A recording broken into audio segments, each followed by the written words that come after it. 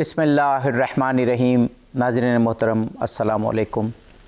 नाज़रीन, सच tele vision की जानिब से ख़ुसूसी नशिस्त और मैं हूँ आपका मेज़बान अज़हर अली आबिदी। नाज़रीन, ख़त्मी मरतबत वजह तख़लीक़ कायनात ख़ातमुल अंबिया फ़ख्र इंसानियत फ़ख्र मौजूदात हज़रत मोहम्मद मुस्तफ़ा सल्लल्लाहु अलैहि वसल्लम ने फ़रमाया था कि मैं तुम में दो गरां कद्र चीज़ें छोड़े जा रहा हूँ। उनमें से एक कुरान पाक और दूसरी मेरी अहले बैत अलैहिमुस्सलाम। जब तक तुम इन दोनों से जुड़े रहोगे, यानी हिदायत लेते रहोगे, कभी गुमराह नहीं होगे, यहाँ तक कि हौज़ कौसर पर मुझ तक पहुँचोगे।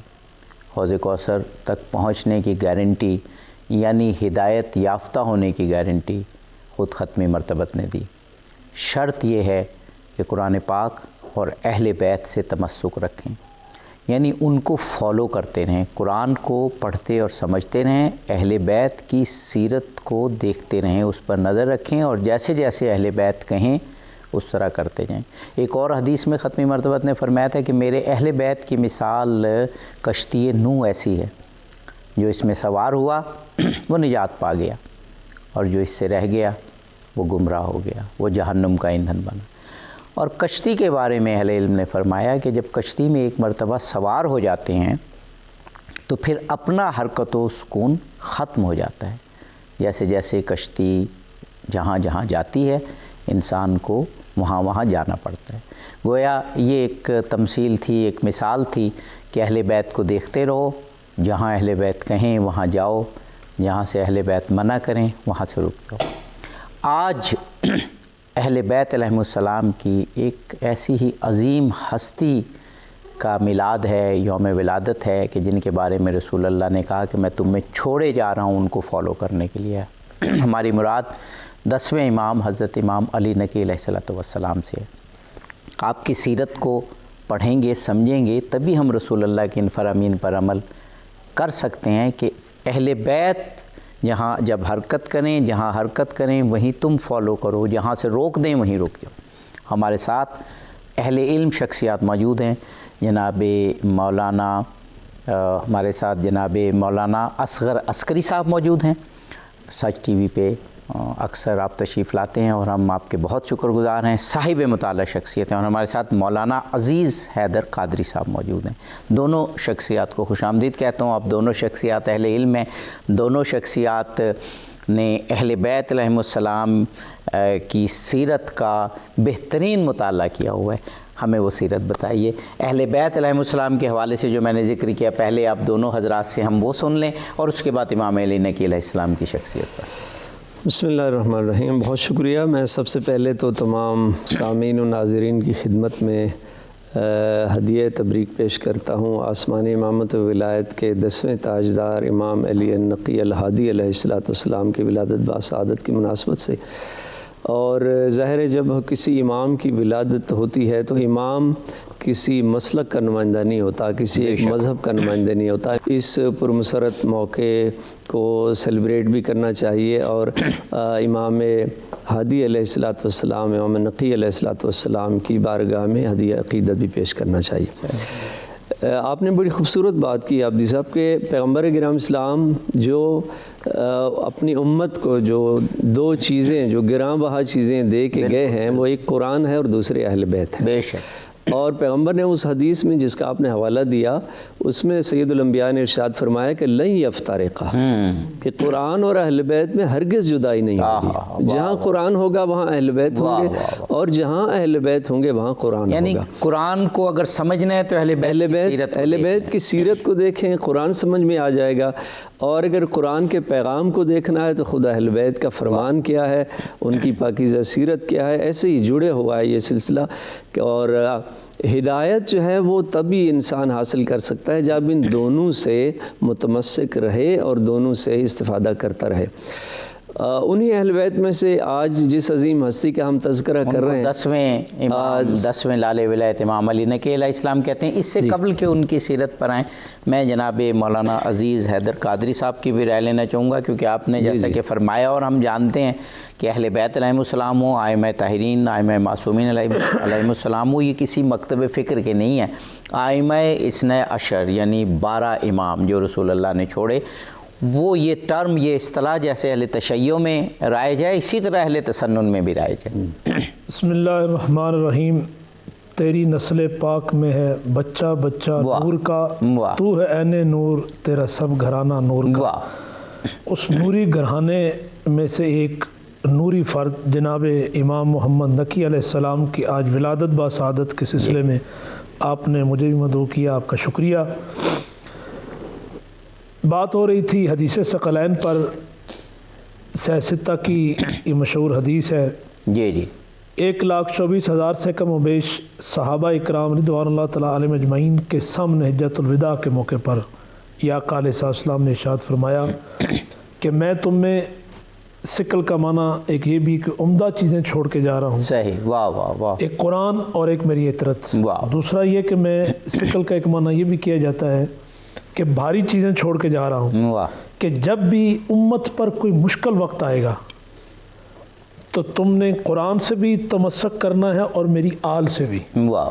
ہر دور میں دیکھا جائے، اور اگر قریب کا دور دیکھا جائے تو جب یزید کی یزیدیت بڑھی تو اس وقت بھی آل محمد نے اپنی جانوں کا نذرانہ پیش کیا، اس اسلام کے کو سر نگوں نہ ہونے دیا، جھنڈا بلند رکھا۔ اسی طرح کوئی بھی دور رہے، ہر دور میں آل محمد کے کسی نہ کسی فرد نے اپنی سیرت، اپنی تعلیمات کے ذریعے، حتیٰ کہ اگر جان بھی قربان کرنا پڑی تو جان کے ذریعے بھی امت کو پیغام دیا کہ ہم سے تمسک رکھو گے تو پھر دین کی اصل روح تمہیں سمجھ آئے گی۔ اور جیسا اگر دیکھا جائے جو پچھلی صدی گزری ہے، امام حسن مجتبی علیہ السلام کی اولاد میں سے حضرت سیدنا پیر مہر شاہ صاحب رحمۃ اللہ علیہ، آپ بات کر رہے تھے نا کہ اہل سنت اور اہل تشیع تمام اکاتب فکر نے ان کو اپنا پیشوا راہبر مانا کہ عقیدہ ختم نبوت میں یہ وہی کہ جو حضور نے ارشاد فرمایا کہ میں تم میں 2 بھاری چیزیں، قرآن اور اہل بیت۔ اور پھر دیکھا جائے تینوں خلفاء جو خلفاء ثلاثہ، ان کے دور میں جب بھی کوئی مشکل معاملہ ہوتا، دیکھیں نا قرآن کو سارے سمجھنے والے تھے، قرآن کی تعلیمات پر عمل پیرا ہونے والے، لیکن جب بھی کوئی مشکل معاملہ ہوتا تو کہتے این علی ابن ابی طالب، یعنی پہلے تینوں خلفاء بھی اور صحابہ اکرام بھی جب بھی مشکل پڑتی تو اہل بیت اور حضرت علی علیہ السلام سے علمی اور فکری رہنمائی لیتے ہیں۔ ہم ایک وقفہ لینا ہے، وقفے کے بعد اس گفتگو کو جاری رکھتے ہیں۔ ناظرین، حضرت امام علی نقی علیہ السلام 10ویں امام، ان کی سیرت پر گفتگو وقفے کے بعد انشاءاللہ جاری رہے گی۔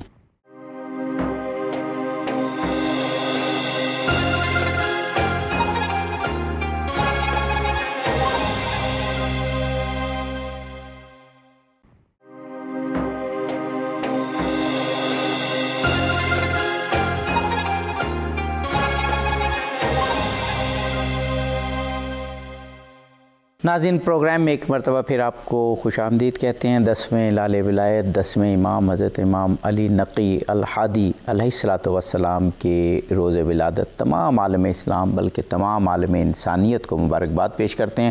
ہمارے ساتھ جناب مولانا اصغر عسکری صاحب موجود ہیں اور جناب مولانا عزیز حیدر قادری صاحب موجود ہیں۔ جناب مولانا اصغر عسکری صاحب، امام علی نقی علیہ السلام کی اگر شخصیت کا ہم تذکرہ کریں تو آپ اسی لڑی میں سے ہیں کہ جس کے بارے میں شیعہ سنی میں تمام مکاتب فکر میں یہ حدیث بھی مشہور ہے کہ ہم سب محمد ہیں، ہمارا پہلا بھی محمد، ہمارا اوسط بھی محمد، ہمارا آخر بھی محمد۔ مطلب یہ کہ دین کی تبلیغ میں، دین کو پھیلانے میں، دین کی اشاعت میں اور مستند ہونے میں ہم سب برابر ہیں، جب بھی رہنمائی کی ضرورت پڑے ہم سے لو۔ بہت شکریہ۔ میں دیکھیے سلسلہ امامت کے چوتھے علی ہیں، امام علی نقی علیہ السلام، اور آپ نے بڑی خوبصورت اس حدیث کا حوالہ دیا کہ اولنا محمد، اوسطنا محمد، آخرنا محمد، کلنا محمد۔ 12 اماموں میں 3 محمد ہیں اور 4 علی ہیں۔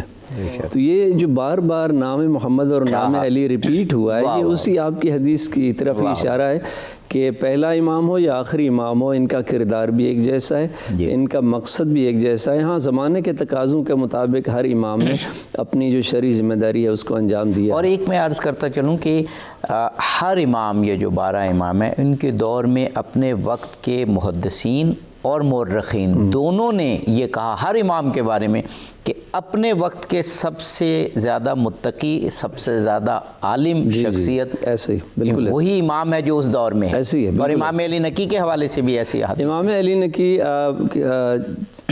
جانتے ہیں، سامعین ناظرین بھی جانتے ہیں کہ 5 رجب 212 ہجری کو آپ کی ولادت ہوتی ہے، اور 3 رجب 254 ہجری کو آپ کا روز شہادت ہے۔ تو یہ جو آپ کی بابرکت زندگی ہے، حیات طیبہ، جو وہ 42 سالوں پر مشتمل ہے۔ 6 سال کے تھے آپ کا سینہ مبارک تھا کہ آپ کے والد گرامی شہید ہوئے۔ اب 6 سال کا ایک بچہ،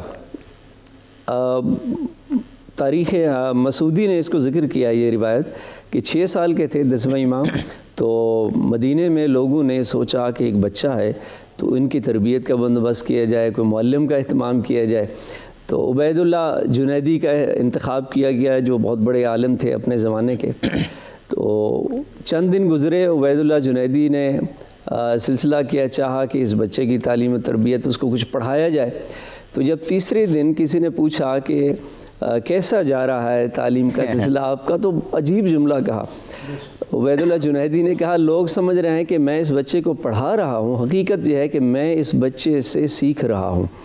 اور پھر ایک بڑا خوبصورت جملہ انہوں نے کہا کہ واللہ، خدا کی قسم، ھذا خیر اہل الارض، یہ جس کو لوگ 6 سال کا بچہ سمجھ رہے ہیں، اس کائنات میں روئے زمین پر سب سے افضل یہی بچہ ہے جس کو لوگ بچہ کہہ رہے ہیں۔ واہ واہ واہ، واللہ ھذا خیر اہل الارض، وہی جو میں نے عرض کیا کہ جو آپ نے بات کی۔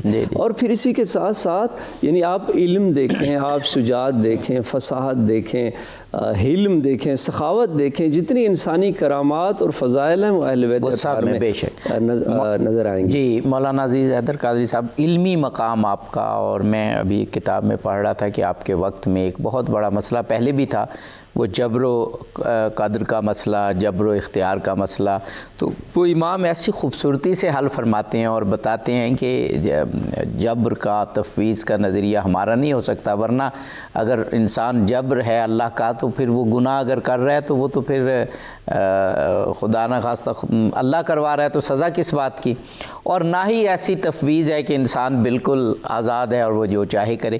تو ایسے مسائل ائمہ طاہرین نے کہ جو اسلام کے جو بنیادی اہداف یا بنیادی عقائد ہے اس سے انسانیت کو ہٹا سکتے تھے، ہر امام نے اپنے دور میں اس کا قلعہ کما کر دیا اور اسلام کے عقائد کو صحیح رکھا۔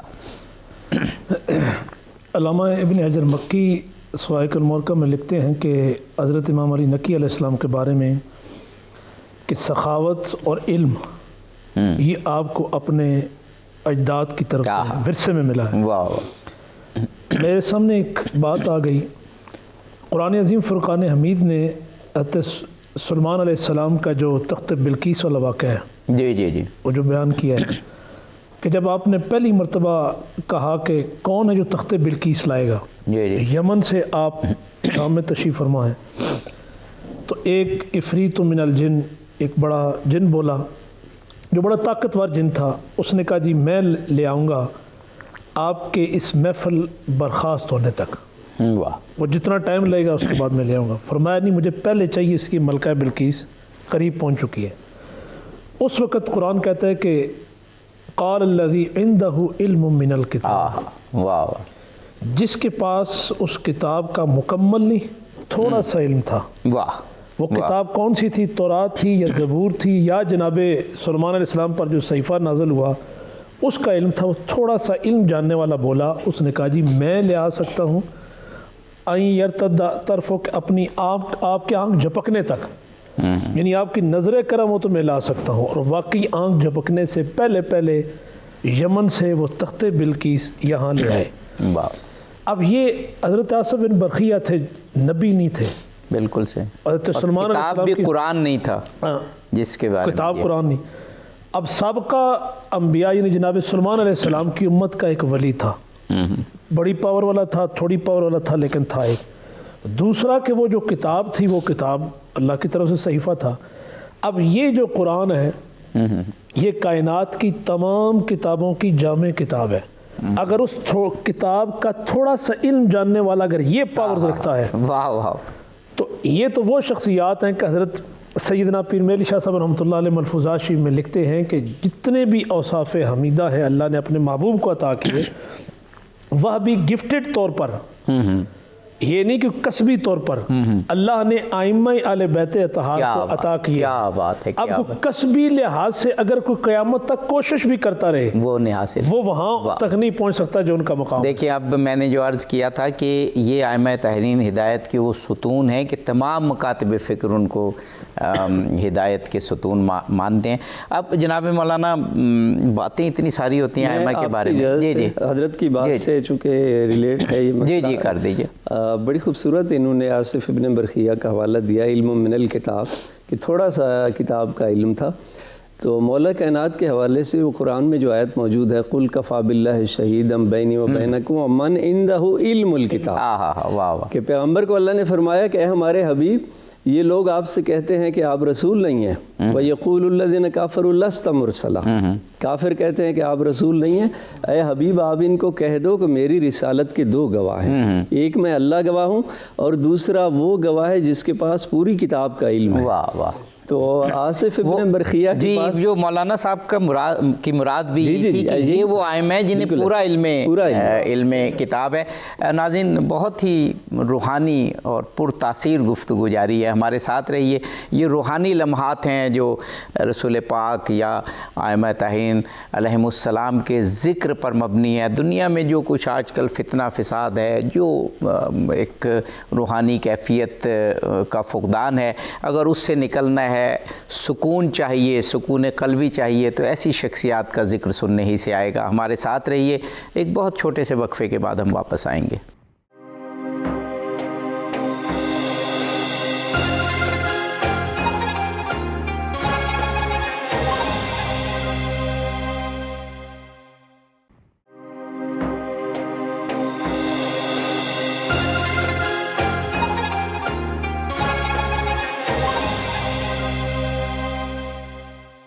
नाज़रीन, प्रोग्राम में एक मरतबा फिर आपको खुश आमदीद कहते हैं। 10वें लाल विलायत, 10वें इमाम हज़रत इमाम अली नक़ी अल हादी अलैहिस्सलातु वस्सलाम, उनकी सीरत पर, उनके यौम मिलाद के हवाले से प्रोग्राम है। मौलाना असगर अस्करी साहब, मौलाना अज़ीज़ हैदर क़ादरी साहिबान हमारे साथ मौजूद हैं। जनाब मौलाना, मैं आज जब कुछ थोड़ा सा पढ़ रहा था इमाम के हवाले से, तो मुझे एक ख़याल आया कि जब मैंने पढ़ा और उसमें लिखा कि जैसे ख़ुद कादरी साहब ने भी कहा कि पहले खुलफा के दौर में भी जब कोई इल्मी फ़िक्री मसला आता था तो हज़रत अली से रुजू करते थे।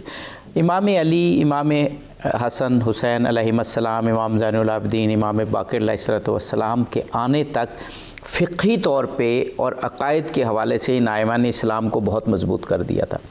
लेकिन फिर उसके बाद फ़िक्री इंतशार भी फैला बनी उमैया और बनी अब्बास की आपस की चपकलिश से, और फिर ख़ुद जब बनी अब्बास आए तो बादशाहों की आपस की, बाप बेटे में चपकलिश रहती थी। बहुत फ़िक्री वो आया जिसको कहते हैं इंतशार। लेकिन उसके साथ साथ बहुत ज़्यादा सियासी तहरीकें भी चली। मुझे ख़्याल ये है कि आज भी हम दुनिया में देखते हैं, और अपने मुल्क पाकिस्तान को कभी लॉन्ग मार्च की बात हो रही है, कभी सियासी तहरीकों की, तो मुझे ख़्याल यह है कि जो हमारे खुलफ़ाए राशिदीन से लेके इमाम अली अलैहिस्सलाम से लेके और फिर नीचे इमाम हसन अस्करी अलैहिस्सलाम का, इनके दौर का एक सियासी तज्ज़िया भी करना चाहिए कि किस इमाम ने किस वक्त किस तहरीक की इजाज़त दी। इमाम ज़ैनुल आबिदीन ने किस तहरीक को परवान चढ़ने दिया और पीछे रह के उसकी हिमायत की।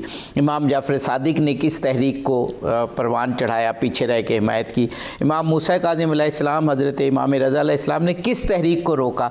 और मैं देख रहा था कि इमाम तक़ी अलैहिस्सलाम के वक्त और फिर उसके बाद ख़ास तौर पे हमारे आज के ममदू हज़रत इमाम अली नकी अलैहिस्सलाम के वक्त बहुत ज़्यादा तहरीकें चल रही थी। उस वक्त आपका रवैया क्या था?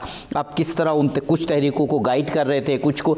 तो ये कैसा कॉन्सेप्ट है कि तमाम आइम्मा तहरीन की सियासी ज़िंदगी को देख के फिर हमारे सियासी हुक्मरान और हमारे जो मजहबी रहनुमा वो कदम उठाएँ? जी, بہت اہم سوال ہے اور اس کا سیاسی تجزیہ بھی ہونا چاہیے. جیسے آپ نے بتایا 10ویں امام وہ ہیں کہ آپ کا جو دور ہے اس میں 6 خلفاء جو ہیں بنی عباس کے، ظالم ترین سے لے کے اور تھوڑے نرم دل تک، متوکل سے لے کر نرم دل تک سارے جو ہے نا وہ 10ویں امام کے زمانے میں آئے.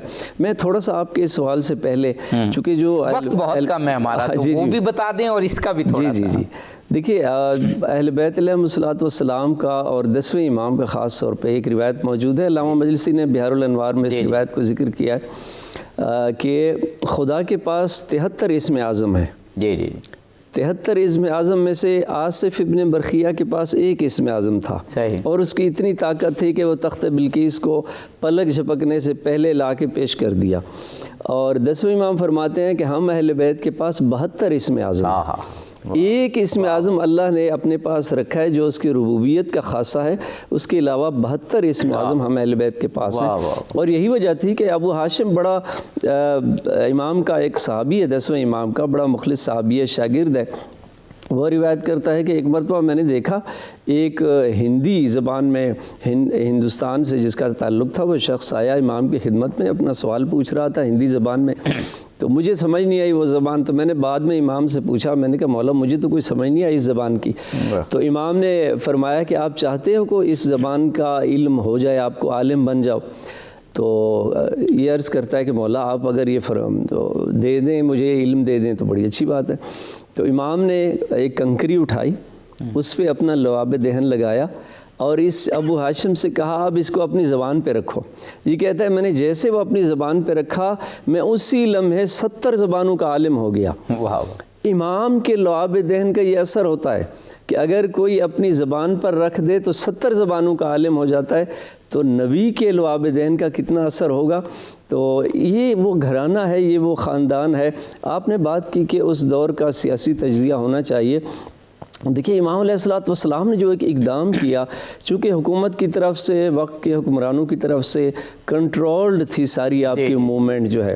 سامرا کے اندر آپ جانتے ہیں ایک فوجی چھاونی تھی، وہاں آپ کی نقل و حرکت کو کنٹرول کیا گیا، لوگوں کے ساتھ زیادہ ملنے نہیں دیا گیا. اس کے باوجود امام نے ایک وکلاء کا ایک ایسا خوبصورت سسٹم قائم کیا تھا. مختلف علاقوں میں امام کے نمائندے ہوتے تھے جو امام کے خط و کتابت بھی لوگوں تک پہنچتی تھی، امام کا پیغامات مضبوط نیٹ ورک، بہت مضبوط نیٹ ورک تھا. اور یہ شاید ایک لحاظ سے ایک زمینہ سازی تھی 12ویں امام کی غیبت کی. یعنی امام علیہ الصلوۃ والسلام 10ویں امام نے لوگوں کو ایک اس طرف لائے ہیں. یہ بڑی اہم بات ہے جو لوگ تاریخ کی کتابوں میں اگر دیکھیں، جیسے میں نے کہا کہ سیاسی تحریکوں کا مطالعہ جو ائمہ تحرین کے دور میں کیسے انہوں نے گائیڈ کیا، یہ موجودہ دور کی گائیڈنس کے لیے بھی بہت ضروری ہے. جناب مولانا عزیز قادری صاحب، وقت ہمارے پاس بہت کم رہ گیا، 2 سے 3 منٹ آپ کے پاس ہوں گے اور پھر اختتامی کلام جو ہے تو اختتامی الفاظ ہوں گے. آپ فرما دیجئے کہ امام علی نقی علیہ السلام کی شخصیت کے حوالے سے آپ جو کچھ کہنا چاہیں. جو آپ نے بات کی ہے نا، میرے ذہن میں ایک بات آ گئی ہے کہ امر بالمعروف ونہی عن المنکر. یہ جو اصل مقصد تھا ائمہ اہل بیت بہت خوبصورت، اور دور حاضر کے لیے بھی یہی. اگر میں قاضی صاحب کہوں کہ پورے پروگرام کا حاصل اگر ہم کہیں تو آپ کا یہ جملہ کہ ائمہ تحرین نے امر بالمعروف نہی از منکر کا فریضہ سر انجام دیا. اور دوسرا یہ دیکھیں کہ بادشاہ تو ان کے پاس زر ہی نہیں تھی، اور نہ کوئی اس وقت جو کیا کہتے ہیں کہ محلات، لیکن دلوں کے بادشاہ ہوتے. اصل میں یہ کہ آج بھی دیکھیں کہ حکمرانی دلوں پر ہونی کی ہے. مدینہ سے جب آپ کو لایا گیا نا، یہ متوکل نے بلایا سامرا سے پہلے بغداد، تو بغداد سے باہر آپ کو جب پہلے قصبے میں ٹھہرایا گیا تو ہزاروں لوگ آ گئے. تو جو گورنر تھا نا، اس نے اس قصبے سے بغداد آپ کو رات کو بلایا کہ یہ تو بغداد تو امڑ آئے گا، اور راتوں رات آپ کو سامرا بھیج دیا. اب دیکھ لیں ان کے پاس ظاہری طور پر کچھ بھی نہیں تھا، لیکن خطرہ حکومت کو رہتا. اب دیکھ لیں یہ اپنا رجب کا مہینہ نا، خواجہ معین الدین چشتی میری سرکار رحمۃ اللہ علیہ کے ایام ہے، وہ حضرت امام موسیٰ کاظم علیہ السلام کی اولاد میں سے ہے. مجھے یاد آ گیا کہ واسرائے ہندوستان کی بات اس نے وہ کلمات لکھے اپنی بک میں جب وہ واپس گیا یورپ. اس نے کہا عجیب معاملہ دیکھا ہے کہ ہم نے اسلحے کے زور پر، پیسوں کے زور پر بندوں کو خریدنا چاہا، لیکن اصل میں اگر دیکھا جائے تو وہاں کا وائسرائے بادشاہ وہ ہے جو اجمیر میں قبر میں سویا ہوا ہے، تو لوگوں کے دلوں پر حکمرانی کر رہا ہے۔ یہ ائمہ اہل بیت اطہار کی اولاد میں سے ایک شخصیت کا ذکر ہے کہ غیر نے بھی یہ بات کی ہے، تو ان کا خود حال تو کیا ان کا اپنا کیا مقام ہوگا کہ تیری نسل پاک میں ہے بچہ بچہ نور کا، تو ہے عین نور، تیرا سب گھرانہ نور کا۔ بالکل صحیح۔ تو دراصل یہ جو باطنی سسٹم ہے، باطنی خلافت ہے، وہ ائمہ اہل بیت اطہار ہیں، اور ہدایت اور دل کا سکون اسی میں ہے۔ ہمارے پاس 2 منٹ ہیں، جناب مولانا اصغر عسکری صاحب، آپ 1 منٹ کا کے اختتامی الفاظ اور پھر 1 منٹ۔ ہماری اور آپ کی مشکل یہ ہے کہ ٹائم ہمارے پاس اتنا کم ہوتا ہے، اور جس شخصیت کا ذکر ہو رہا ہے بہت ساری لیکن اس میں یہ نا کہ آپ ایسے علماء سے ایک پیاس پیدا ہو لوگوں میں، اور پھر کتابوں کے ذریعے لوگ خود سیرت کو سمجھیں۔ میں صرف ایک مختصر سا واقعہ وہ ضرور میں چاہتا ہوں کہ سامعین و ناظرین تک پہنچے۔ متوکل جو بادشاہ تھا بنی عباس کا، وہ ایک دفعہ مریض ہو گیا، اس نے نظر مانی، منت مانی کہ میں اگر ٹھیک ہو گیا تو میں زیادہ مال جو ہے غربا میں تقسیم کروں گا۔ کچھ عرصے بعد وہ ٹھیک ہو گیا، اب وہ زیادہ مال کی اس نے نظر مانی تھی، اس نے مختلف مسالک کے مذاہب کے علماء کو بلایا کہ اب یہ جو میں نے زیادہ مال کا لفظ کہا تھا، یہ کتنا مجھے دینا چاہیے تاکہ میری وہ نظر ادا ہو جائے۔ کسی نے کہا 100 درہم دے دیں، کسی نے کہا 200 درہم دے دیں۔ تو ایک شخص نے کہا کہ اہل بیت کے ایک فرد موجود ہیں 10ویں امام، ان سے معلوم کیجیے وہ کیا کہتے ہیں۔ 10ویں امام کو بلایا گیا تو امام نے فرمایا آپ 80 درہم دیں۔ اس نے کہا اس کی دلیل کیا ہے؟ تو امام نے قرآن کی وہ آیت پڑھی کہ وَلَقَدْ نَصَرَكُمُ اللَّهُ فِي مَوَاطِنَ كَثِيرًا، خدا نے ارشاد فرمایا کہ اے ہمارے حبیب، ہم نے آپ کو بہت سارے مقامات پر آپ کی نصرت کی ہے، اور وہ بہت سارے مقامات کون کون سے تھے؟ وہ 80 مقامات بنتے ہیں۔ اب جو ہمارے پاس امام نے فرمایا، اور وہی بات وہی کہ جب بھی مسئلہ ہوا تو ائمہ تحرین، آپ بس ایک جملہ کیونکہ وقت ختم ہو گیا۔ حضرت امام نقی علیہ السلام اور باقی جو ائمہ اہل بیت اطہار ہیں، ان کی تعلیمات کو عام کیا جائے اس دور میں، میڈیا کے مطابق بھی، اسی سے امن پھیلے گا اور اسی سے علم پھیلے گا، کہ وہ سب کے امام ہیں۔ جی بہت شکریہ، دونوں علماء کرام کا بہت شکریہ ادا کرتے ہیں۔ ناظرین، جیسے بھی علماء کرام نے بھی کہا، میں نے بھی ذکر کیا کہ یہ فتنہ و فساد کا دور، بے اطمینانی کا دور، امن و سکون سے خالی، روحانی امن و سکون سے خالی دور، یہ جو ائمہ اثنا عشر ہیں، 12 ائمہ ہیں جن کو رسول اللہ نے خود کہا کہ میں 12 ائمہ چھوڑے جا رہا ہوں، اہل بیت چھوڑے جا رہا ہوں، ان کی سیرت کو اگر پڑھ لیں اور اس پر عمل کی کوشش کریں تو جو روحانی سکون ہمیں حاصل ہوگا وہ دنیا میں کہیں نہیں ملے گا، یقین مانیے۔ اظہر علی عابدی کو اس پروگرام سے اجازت دیجیے، فی امان اللہ۔